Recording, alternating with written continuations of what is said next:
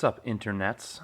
Messing around with my XR18 from Behringer, and one of the things that was a concern for us on our end was not having any wireless interference during a live show. So a couple ways to combat that, according to what I've learned so far.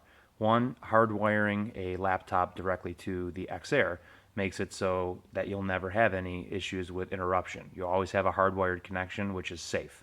What we've done here, which you can see more about from other videos online, is install a wireless router in between that signal path so you can get wirelessly connected to the XR or the XR18 as well as hardwire connection. So check this out. Right now, we've got the iPad connected to the router via its own password and login ID, the XR app on the iPad, and the XR app on the laptop. When I change, you can see the switch on the left affecting the switch on the right and how that latency is almost non-existent, which is so freaking cool. What this does is it gives a sound engineer the ability to, from a laptop perspective, mix all, as in any buses or monitors you might have, any main channels that are coming out and what the ins and outs look like from that perspective.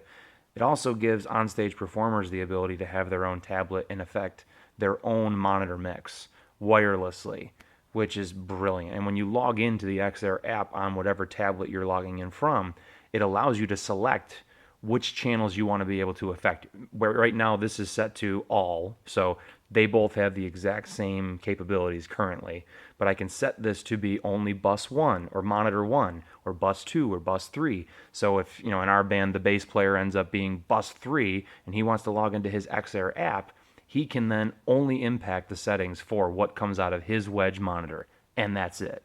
Leaving this and what happens over here for myself in this case, but a sound engineer for any other regular, highfalutin band, they could have their own settings that aren't going to get triggered or messed with throughout the show. This is just freaking brilliant. I'm still kind of beside myself with the capabilities that we've stumbled onto here for not a lot of money when you're looking at this machine. The router was $44. I could have easily gotten one that was under 20, but I wanted to make sure it was a little higher quality with a little better output and range. It is a dual band 5 gigahertz monitor. That's not necessary, but it's just a little bit more of a security option for the band. This thing, I think all in was $500, and I got the case and some extra cables. And these are things I already owned, one being more for work purposes in my day-to-day life, and this more for personal purposes, but obviously a lot of opportunities for a band to make use of a tablet. So all in, I mean, for $600, you've got an absolutely professional on-stage sound system. Couldn't be happier. A lot of stuff that you can learn about this system more through YouTube. I've been on YouTube for days, it seems like, trying to learn what's going on here, but this is a great step in the right direction. Thank you, Behringer. All right, over and out.